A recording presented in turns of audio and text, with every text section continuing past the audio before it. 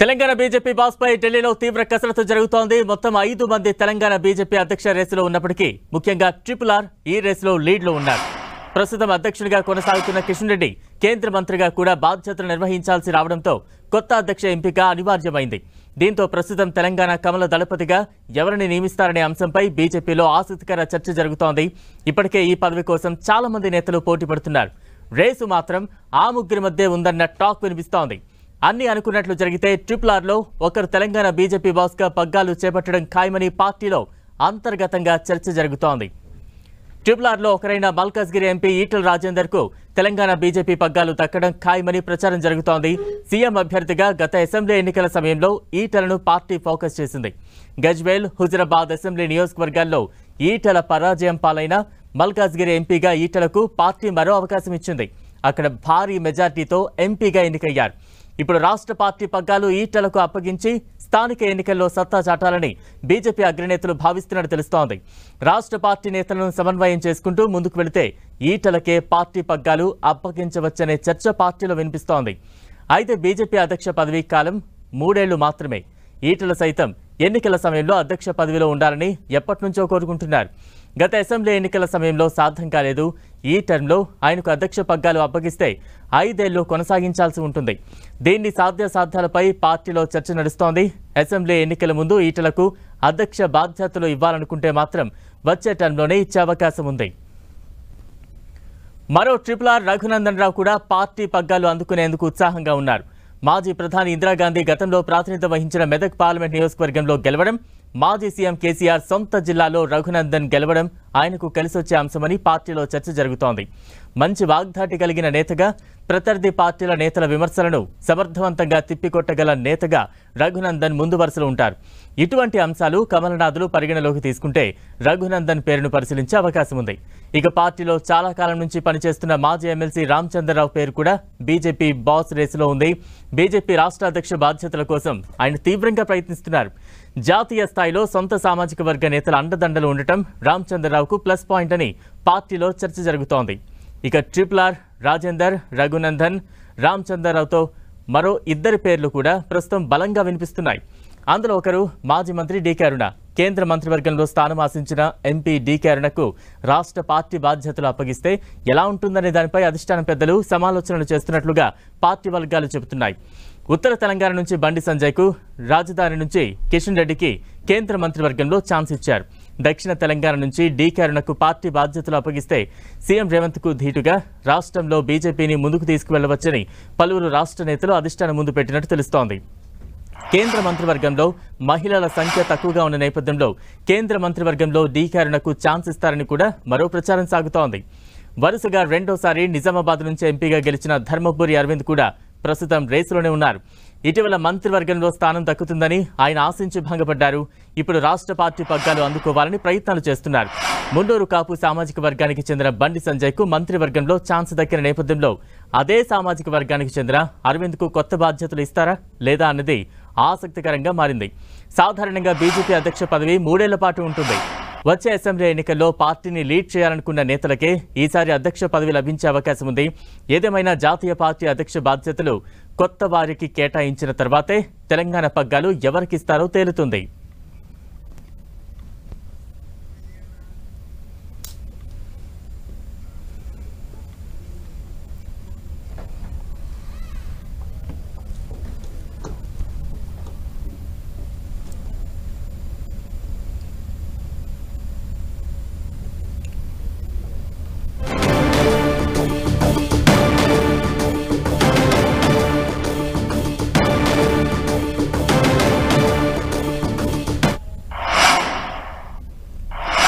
Telangana BJP అధ్యక్ష రేసులో ఎవరెవరు ఉన్నారు, ఎవరికి దక్కే ఛాన్స్ ఉంది? మరింత అప్డేట్స్ అందించేందుకు మా ప్రతినిధి అజయ్ సిద్ధంగా ఉన్నారు. అజయ్, మీరు చెప్పినట్లుగా బీజేపీ రాష్ట్ర అధ్యక్ష బాధ్యతలను రేసులో కీలకంగా 5 నేతలు ఉన్నటువంటి పరిస్థితి మనం బీజేపీలో చూడొచ్చు. అయితే 5కి సంబంధించి ఎవరికి వారిగా సొంతంగా బలాలు ఉన్నాయి.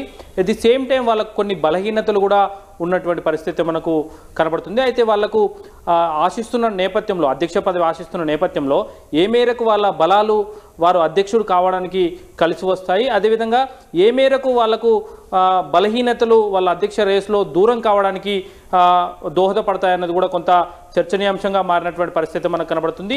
మనం ముఖ్యంగా మీరు అన్నట్టుగా ఈటెల రాజేందర్ ఈయన మల్కాజ్గిరి ఎంపీగా కూడా ప్రస్తుతం ఉన్నటువంటి పరిస్థితి కనబడుతుంది. ఈయన బలంగా చూసుకున్నట్లయితే, బలాలు ప్రత్యేకంగా చూసుకున్నట్లయితే బలమైన బీసీ సామాజిక వర్గానికి చెందిన నేతగా గుర్తింపు పొందడం, అదేవిధంగా మల్కాజ్గిరి నుండి ఎంపీగా గెలవడం కూడా ఒకటి కీలకమైన చెప్పుకోవచ్చు. ఎందుకంటే గతంలో అనేక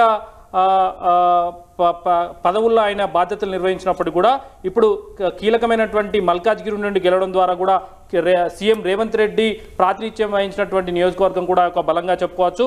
అదేవిధంగా సుదీర్ఘ రాజకీయ అనుభవం, బీఆర్ఎస్లో ఎమ్మెల్యేగా, మంత్రిగా చాలా సంవత్సరాల పాటు పనిచేయడం కూడా ఆయనకు కలిసి వచ్చేదిగా చెప్పవచ్చు. అట్ ది సేమ్ టైం ఆయనకు ఉన్నటువంటి బలహీనతలు కొంత పార్టీ అధ్యక్ష పీఠానికి ఆయనను దూరంగా పంపుతున్నటువంటి పరిస్థితులు కూడా ఉన్నాయి. అందులో ముఖ్యమైనది లెఫ్ట్ బ్యాక్గ్రౌండ్ నుండి వచ్చినటువంటి పరిస్థితి.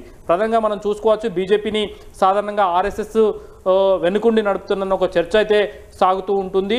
అయితే పాత వారికే పదవులు ఇవ్వాలి, ముందు నుండి బీజేపీలో పనిచేసిన వారికే ఇవ్వాలి అని చెప్తున్నటువంటి తరుణంలో లెఫ్ట్ బ్యాక్గ్రౌండ్ ఉన్నటువంటి ఈటెల రాజేందర్కు ఏ మేరకు బీజేపీ అధ్యక్ష పదవులు బాధ్యతను అప్పగెడతారన్నది కూడా కొంత చర్చనీయాంశంగా మారినటువంటి పరిస్థితి కనబడుతుంది. అదేవిధంగా ఇటీవల జరిగినటువంటి అసెంబ్లీ ఎన్నికల్లో ఆయన 2 స్థానాల నుండి పోటీ చేయడం జరిగింది. ఒకటి గజ్వేల్ నుండి, మరొకటి హుజురాబాద్ నుండి ఆయన పోటీ చేయడం జరిగింది. 2 స్థానాల్లో కూడా ఆయన ఓడిపోయినటువంటి పరిస్థితి. ఇప్పుడు రాష్ట్ర అధ్యక్ష బాధ్యతలు అప్పగిస్తే 2 స్థానాల్లో ఓడిపోయిన వ్యక్తికి ఏ విధంగా ఇస్తారు అన్న క్వశ్చన్ కూడా బీజేపీలో కొంతమంది నేతలు రేజ్ చేస్తున్నటువంటి పరిస్థితే మనం చూసుకోవచ్చు. అదేవిధంగా ఈటెల రాజేందర్ సాధారణంగా అసెంబ్లీ ఎన్నికల టైంలో నేను అధ్యక్ష బాధ్యతలో ఉండాలని కోరుకుంటున్నటువంటి పరిస్థితి కూడా మనం చూసవచ్చు. గత అసెంబ్లీ ఎన్నికల ముందు కూడా ఈయనను ఇదే తరహాలో దృష్టిలో పెట్టుకొని అధ్యక్ష పదవి ఆశించినటువంటి పరిస్థితి, కానీ అప్పుడు సాధ్యం కాలేదు. ఇప్పుడు నెక్స్ట్ వచ్చే అసెంబ్లీ ఎన్నికల సమయానికైనా ఆయన అధ్యక్ష పీఠంపై ఉండాలని కోరుకుంటున్న నేపథ్యంలో సాధారణంగా బీజేపీలో 3 సంవత్సరాలు మాత్రమే అధ్యక్ష బాధ్యతలకు సంబంధించినటువంటి పదవీ కాలం అనేది ఉంటుంది. ఈ నేపథ్యంలో ఈ టర్మ్లో ఆయనకు అధ్యక్ష బాధ్యతలు అప్పగించి ఉంటే 5 సంవత్సరాల పాటు కొనసాగించాల్సిన అవసరం ఉంటుంది. ఈ సందర్భంగా మరి 5 సంవత్సరాలు కొనసాగించేందుకు ఆయనకు ఈ టర్మ్లోనే అధ్యక్ష బాధ్యతలు అప్పగిస్తారా, లేకపోతే ఎలక్షన్స్ ముందు, అంటే ఇప్పుడు ఇచ్చినటువంటి అధ్యక్షుని 3 సంవత్సరాలు కొనసాగించి ఎలక్షన్స్ ముందు మళ్ళీ బండి సంజయ్ని కదా మార్చే అవకాశాలు కూడా ఉంటాయన్నది కూడా చూడాల్సిన అవసరం ఉంది. ఇంకొక విషయం చూసుకున్నట్లయితే ఏదైతే గతంలో చూసుకోవచ్చు, పార్టీలో బండి సంజయ్ని తొలగించడానికి ఈటెల రాజేందర్ కారణమయ్యాడు అన్న ఒక చర్చతో ఇటు ఈటెల వర్గం, బండి సంజయ్కి సంబంధించినటువంటి వర్గం వీళ్ళిద్దరూ నేరుగా ఎప్పుడు మాట్లాడుకోపోయినప్పుడు కూడా ఇరు వర్గాలకు సంబంధించినటువంటి నేతలు, కార్యకర్తలు సోషల్ మీడియాలో కొంత కొట్లాడుకున్నటువంటి పరిస్థితి, ఒకరికొకరు పోటీగా పోస్టులు పెట్టుకున్నటువంటి పరిస్థితి. ఇప్పుడు అది ఈటెల రాజేందర్కు ఇబ్బందిగా మారినటువంటి పరిస్థితి కూడా ఉన్నటువంటి పరిస్థితి. అదేవిధంగా ఇప్పుడు మనం రఘునందన్కి సంబంధించినటువంటి బలాబలాల విషయానికి వస్తే, ఆయన మెదక్ ఎంపీగా గెలవడమే ఒక ప్రధానమైనటువంటి బలమని కూడా చెప్పుకోవచ్చు. అదేవిధంగా చూసుకున్నట్లయితే బీఆర్ఎస్ కంచుకోట అయినటువంటి ఈ మెదక్ ఎంపీ నుండి గెలవడం, గతంలో ఇదే స్థానం నుండి ఇందిరాగాంధీ కూడా పోటీ చేసి గెలిచినటువంటి నియోజకవర్గం కూడా కావడం కూడా ఒక బలమైన అంశంగా మనం చూసుకోవచ్చు. అదేవిధంగా ఆయన తెలంగాణ ఉద్యమంలో మొదటి నుండి 2001 నుండి కూడా ఈయన తెలంగాణ ఉద్యమంలో చురుగ్గా పాల్గొన్నటువంటి వ్యక్తి, తెలంగాణలో ప్రతి అంశాన్పైన ఆయనకు పట్టున్నటువంటి వ్యక్తి. At the same time opposition leaders ఏం మాట్లాడినా కూడా దూకుడుగా దాన్ని కౌంటర్ చేస్తూ వస్తాడు. ఎవరైనా ఏదైనా క్వశ్చన్స్ సంధించినప్పుడు సందర్భంలో కూడా దాన్ని అంతే వేగంగా కౌంటర్ చేయగల సమర్థుడు, ప్రతిపక్షాల క్వశ్చన్స్కు అదేవిధంగా విమర్శలకు ధీటైన సమాధానం చెప్పగల వ్యక్తి కావడంతో ఈయన కూడా కొంత అవకాశాలు అయితే ఉన్నటువంటి పరిస్థితి కనబడుతుంది. అదేవిధంగా బలహీనతల విషయానికి వస్తే రఘునందన్కు కొంచెం పార్టీలో కొంతమంది నేతలు ఈయనకు అధ్యక్ష బాధ్యతలు అప్పగించడానికి వ్యతిరేకిస్తున్నారు, ఈయన పట్ల ఉన్నటువంటి విముఖతతో. అదేవిధంగా గతంలో ఈయన కొన్ని వ్యాఖ్యలు ఢిల్లీలో చేసినటువంటి వ్యాఖ్యలు, జాతీయ నేతలపైన ఆ వ్యాఖ్యలు చేయడం కూడా కొంత ఇబ్బందిగా మారినటువంటి పరిస్థితి కనబడుతుంది. అది ఏ మేరకు ఇంకా గుర్తుంచుకున్నారా జాతీయ పార్టీ నేతలు, లేకపోతే ఇంకెవరైనా వెళ్ళి గుర్తు చేస్తున్నా అన్నది కూడా చూడాల్సిన అవసరం ఉంది. అయితే రఘునందన్కు దూకుడుగా వెళ్ళడం ఎంత అడ్వాంటేజో, ఎట్ ది సేమ్ టైం దూకుడుగా వెళ్ళడం అంతే డిసడ్వాంటేజ్గా మారినటువంటి పరిస్థితి కూడా కనబడుతుంది. ఆయనే ఇండివిజువల్గా నిర్ణయాలు తీసుకొని పార్టీ కార్యక్రమాలు నిర్వహించినట్లయితే కొంత పార్టీకి నష్టం కూడా చేకూరుస్తుంది, అందరినీ కలుపుకొని పోతే కూడా బాగుంటుంది అనే ఒక చర్చ కూడా నడుస్తున్నటువంటి సందర్భం కనబడుతుంది. అది కూడా ఒక బలహీనతగా చెప్పుకోవచ్చు. ఇక రామచంద్రరావు విషయానికి వస్తే ఈయన ఎక్స్ఎమ్మెల్సీగా ఉన్నటువంటి పరిస్థితి కనబడుతుంది. అయితే ఈయన ఆర్ఎస్ఎస్ ఏబీవీపీ బ్యాక్గ్రౌండ్ నుండి వచ్చినటువంటి నేతగా కూడా గుర్తింపు ఉంది. ఏబీవీపీలో పనిచేసినప్పుడు ఉస్మానియా యూనివర్సిటీ కేంద్రంగా అనేక ఉద్యమాలు కార్యక్రమాలు అయితే తీసుకోవడం జరిగింది. అదే ఉద్దేశంతో ఈయనకు గతంలో బీజేపీ గ్రేటర్ ప్రెసిడెంట్గా కూడా చేసినటువంటి పరిస్థితి ఇచ్చినటువంటి పరిస్థితి. ఆ గ్రేటర్ ప్రెసిడెంట్గా దాదాపు తెలంగాణలో 1/3 జనాభా కలిగినటువంటి గ్రేటర్ హైదరాబాదు ప్రెసిడెంట్గా చేయడం వల్ల కొంత తెలంగాణలో పూర్తిస్థాయి పట్టు కూడా వచ్చిందన్న ఒక చర్చ కూడా సాగుతుంది. అదేవిధంగా ఢిల్లీలో బలమైన సామాజిక వర్గానికి సంబంధించినటువంటి అండ, ఆయన సొంత సామాజిక వర్గం నేతలు ఢిల్లీలో కొంత లాబయింగ్ ఎక్కువ ఉంటుందన్న చర్చ కూడా సాగుతున్నటువంటి నేపథ్యంలో అది కూడా ఒక బలంగా చెప్పుకోవచ్చు. అదేవిధంగా ఉమ్మడి రంగారెడ్డి హైదరాబాద్ మహబూబ్నగర్లకు సంబంధించినటువంటి ఎమ్మెల్సీగా ఆయన గెలవడం జరిగింది. దీంతో 1/3 ప్రాంతానికి ఆయన ఎమ్మెల్సీగా పదవీ బాధ్యతలు నిర్వహించిన నేపథ్యంలో ఆ స్థాయిలో కూడా ఆయనకు పట్టుంటుందన్న ఒక చర్చ కూడా జరుగుతుంది. At the same time Ramachandra Rao కూడా కొన్ని బలహీనతలు ఉన్నటువంటి పరిస్థితి కూడా కనబడుతుంది. బీజేపీ స్టైల్లో దూకుడుగా వెళ్ళడన్న విమర్శలు కూడా ఈయనపై ఉన్నాయి. ఏదైతే బీజేపీ ఐడియాలజీ పరంగా హిందూకు సంబంధించినటువంటి అంశాల మీద ఫైర్ కావడం కానీ, ఎట్ ది సేమ్ టైం అగ్రెసివ్గా రెస్పాండ్ అయ్యే విషయంలో కొంత దూకుడుగా వెళ్ళడు అన్న చర్చ కూడా ఈయనతోటి సాగుతున్నటువంటి పరిస్థితి కనబడుతుంది. అదే సమయంలో ఎమ్మెల్యేగా ఎమ్మెల్సీగా 2 స్థానాల్లో ఈయన ఓడిపోవడం జరిగింది. ఇటీవల జరిగినటువంటి ఎమ్మెల్సీ ఎన్నికల్లో కూడా ఉమ్మడి రంగారెడ్డి మహబూబ్నగర్ హైదరాబాద్కు సంబంధించినటువంటి జిల్లాల ఎమ్మెల్సీ ఓడిపోవడం జరిగింది. ఇటీవల జరిగినటువంటి అసెంబ్లీ ఎన్నికల్లో మల్కాజ్గిరి నుండి కూడా పోటీ చేసి ఓడిపోవడం జరిగింది. ఇది కూడా ఒక బ్యాక్డ్రాప్ అని చెప్పుకోవచ్చు. అదేవిధంగా కేవలం గ్రేటర్కు మాత్రమే పరిమితమైనటువంటి నేతగా ముద్రపడడం కూడా ఒక బ్యాక్డ్రాప్గా చెప్పుకోవచ్చు. మిగతా తెలంగాణ జిల్లాలలో ఈయనకు పూర్తి స్థాయిలో పట్టు లేదు. ఇటు మహబూబ్నగర్ రంగారెడ్డిలో కొంత ఉన్నప్పటికీ కూడా మిగిలినటువంటి జిల్లాల్లో పెద్దగా పట్టు లేదన్న వాదన కూడా పార్టీలో వినిపిస్తున్నటువంటి పరిస్థితి కనబడుతుంది. ఇక డీకేఆర్ విషయానికి వస్తే, అంటే ఈ ముగ్గురు RRRలతో పాటు మిగతా ఇంకొక 2 కూడా పోటీలో బలంగా ఉన్నటువంటి పరిస్థితి. అందులో 2 ఎంపీలు డీకేఆర్ అరవింద్, వాళ్ళ బలాలు బలహీనతల విషయానికి వస్తే డీకేఆర్ బలాలు చూసుకున్నట్లయితే సీఎం సొంత నియోజకవర్గం నుండి సీఎంను ఎదిరించి గెలిచినటువంటి మహిళా నేతగా ఆమెకు బీజేపీలో ఒక గుర్తింపు ఉంది. ఇప్పటికే ఆమె బీజేపీలో జాతీయ స్థాయిలో ఉపాధ్యక్షురాలుగా కూడా పనిచేస్తుంది. ఈ అంశాలను కూడా ఆమె రాష్ట్ర అధ్యక్ష బాధ్యతలు అప్పగించేందుకు కొన్ని బలంగా చూసుకోవచ్చు. అయితే గతంలో మంత్రిగా చేసిన అనుభవం అయితేనేమి బలమైన మహిళా నేతగా కూడా గుర్తింపు ఉన్నటువంటి పరిస్థితి కనబడుతుంది. అయితే బీజేపీ ఫ్యూచర్లో 30% రిజర్వేషన్లు మహిళలకు ఇవ్వాలని చూస్తున్నటువంటి నేపథ్యంలో రాష్ట్రాలకు అప్పగించేటువంటి ఎవరైతే మహిళా అధ్యక్షులు ఉంటారో దాంట్లో కూడా కొంత రిజర్వేషన్ కల్పిస్తారు అన్న చర్చ సాగుతున్నటువంటి సమయంలో డీకేఆర్ను కూడా ఏ మేరకు అవకాశాలు ఉంటాయన్నది కూడా మనం చూడాల్సిన అవసరం అయితే ఉంది. ఎట్ ది సేమ్ టైం ఈమెకు కూడా కొన్ని బలహీనతలు ఉన్నాయని కూడా చెప్పుకోవచ్చు. ఎందుకంటే ఇప్పటికే రెడ్డి సామాజిక వర్గం నుండి కేంద్ర మంత్రిగా కిషన్ రెడ్డి బాధ్యతలు నిర్వహిస్తున్నారు.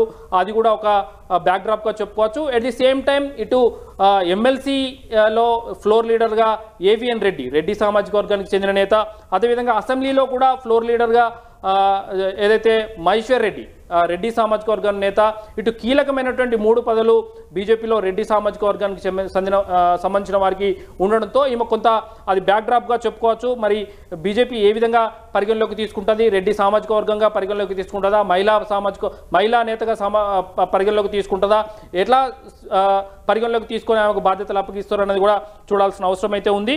ఇక చివరిగా మరో నేత అరవింద్, ఈయన నిజామాబాద్ ఎంపీగా 2 సార్లు గెలవడమే ఈయన ప్రధానమైన బలమని చెప్పుకోవచ్చు. అక్కడ కేసీఆర్ కూతురైనటువంటి కవిత మీద మొదటిసారి గెలవడం, తర్వాత కాంగ్రెస్ గాలి వీస్తున్నటువంటి రాష్ట్రంలో కాంగ్రెస్ గాలి వీస్తున్నటువంటి తరుణంలో సీనియర్ నేత ఎమ్మెల్సీ జీవన్ రెడ్డి పైన గెలవడం కూడా ఒక బలం అని కూడా చెప్పుకోవచ్చు. అదేవిధంగా రాష్ట్రంలో ఒక బలమైనటువంటి సామాజిక వర్గం మున్నూరు కాపు సామాజిక వర్గానికి చెందిన నేత కూడా కావడంతో ఈయనకు ఒక అవకాశం ఉందని కూడా చెప్పుకోవచ్చు. మరొకటి దూకుడుగా ముక్కుసూటిగా వెళ్తాడు, రఘునందన్ తరహాలోనే అరవింద్ కూడా ప్రతిపక్ష పార్టీలు సంధించే క్వశ్చన్స్కి అయితేనేమి, మీడియా సంధించే ప్రశ్నలకైతేనేమి అంతే ధీటుగా సమాధానాలు చెప్పడం, కౌంటర్ చేయగలిగే నేత, దూకుడుగా వెళ్ళే స్వభావం కూడా ఈయన కలిసి వచ్చే అవకాశం ఉందంటూ కూడా చెప్తున్నటువంటి పరిస్థితి కనబడుతుంది. మరొక వైపు ఈయనకు బలహీనతలు కూడా అదే చెప్పుకోవచ్చు. దురుసుగా మాట్లాడతారని, మరీ దూకుడు ఎక్కువ అయితే కూడా ఇబ్బంది అవుతుందన్న ఒక బలహీనత కూడా ఇతని వైపు ఎవరైతే వ్యతిరేకిస్తున్నారో వాళ్ళంతా కూడా కౌంటర్ చేస్తున్నటువంటి పరిస్థితి కనబడుతుంది. అయితే బీజేపీ నేతల్లో కొంతమందితోటి, రాష్ట్ర నేతల్లో కొంతమందితోటి పొసకపోవడం కూడా కొంత డిసడ్వాంటేజ్గా చెప్పుకోవచ్చు. అయితే తన సొంత సామాజిక వర్గానికి చెందినటువంటి మున్నూరు కాపు సామాజిక వర్గానికి సంబంధించినటువంటి బండి సంజయ్ని ఇప్పటికే జాతీయ పార్టీ కేంద్ర మంత్రిగా అవకాశం ఇచ్చినటువంటి నేపథ్యంలో మరొక మున్నూరు కాపు సామాజిక వర్గానికి చెందినటువంటి అరవింద్ను రాష్ట్ర అధ్యక్ష బాధ్యతలు ఏ మేరకు అప్పగిస్తారన్నది కూడా కొంత చర్చనీయాంశంగా మారినటువంటి పరిస్థితి కనబడుతుంది. మరి అటు కేంద్ర మంత్రిగా బండి సంజయ్ని, ఇటు రాష్ట్ర అధ్యక్షుడిగా అరవింద్ను పెడుతుందా లేదా అన్నది కూడా చూడాల్సిన అవసరం అయితే ఉంటుంది. అయితే బండి సంజయ్ అధ్యక్ష పదవి నుండి తొలగించడానికి కారకుడనే ముద్రతో కొంత ఆ టైంలో కొంత చర్చ కూడా జరిగినటువంటి పరిస్థితి ఉంది. అది కూడా కొంత చర్చనీయాంశంగా మారినటువంటి పరిస్థితే మనకు చూసుకోవచ్చు. అయితే ఈటెల రాజేందర్, అదేవిధంగా రామచంద్రరావు, రఘునందన్ వీళ్ళు ముగ్గురు ట్రిపుల్ రేస్లో కొంత ట్రిపుల్ బీజేపీ రాష్ట్ర అధ్యక్ష రేసులో కొంత ముందంజలో ఉండగా, అదే స్థాయిలో Nizamabad MP Arvind, Mahabubabad MP DK అన్న కూడా రేసులో ఉన్నటువంటి పరిస్థితి కనబడుతుంది. మనం ఓవరాల్గా పరిశీలిస్తే ఇటు అరవింద్ సామాజిక వర్గానికి చెందినటువంటి బండి సంజయ్ కేంద్ర ప్రభుత్వంలో మంత్రిగా ఉండడం, అదేవిధంగా డీకే అరుణకు సంబంధించినటువంటి సామాజిక వర్గానికి చెందినటువంటి కిషన్ రెడ్డి కేంద్ర మంత్రివర్గంలో చోటు దక్కించుకోవడం అనేది కొంత వీళ్ళకు బ్యాక్డ్రాప్గా అవుతున్నప్పటికీ ఏ మేరకు మరి వీళ్ళకు బాధ్యతలు అప్పగిస్తారు, లేదా ముందుగా రేస్లో ఉన్నటువంటి ఈటల రాజేందర్, అదేవిధంగా రఘునందన్ రావు, రామచంద్రరావు ఈ ముగ్గురులో ఒకరిని ఎంపిక చేస్తారా అనేది మాత్రం చూడాల్సిన అవసరం ఉంది. ఫైనల్గా ఈ ముగ్గురుతో పాటు మరో ఇద్దరు బీజేపీ అధ్యక్ష రేసులో అయితే ఉన్నటువంటి పరిస్థితి కనబడుతుంది. మరి ఎవరిని జాతీయ పార్టీ రాష్ట్ర బీజేపీ పగ్గాలు అప్పగించి ఇక్కడ పార్టీ బలోపేతానికి కృషి చేస్తుంది, ఆ కృషి చేయాలన్న బాధ్యతలు ఎవరికి అప్పగిస్తారనేది మాత్రం చూడాల్సిన అవసరం ఉంది. Balram. Right, thank you Ajay. మొత్తంగా చూస్తూ ఉన్నాం తెలంగాణ బీజేపీ అధ్యక్ష పదవిలో ఒకవైపు ఈటల రాజేందర్, రఘునందన్ రావు, రామచంద్రరావు మంచి రేసులో ఉండగా, మరోవైపు డీకే అరుణ అలాగే అరవింద్ కూడా తీవ్ర స్థాయిలో పోటీ ఇస్తున్న సిచ్యువేషన్స్ అయితే మనం చూస్తూ ఉన్నాం. మొత్తంగా ఎటువంటి ఈక్వేషన్స్, క్యాలిక్యులేషన్స్ పరిగణలోకి తీసుకుంటుంది కేంద్ర బీజేపీ అనేది వేచి చూడాల్సిన సిచ్యువేషన్స్ అయితే నెలకొని ఉన్నాయి.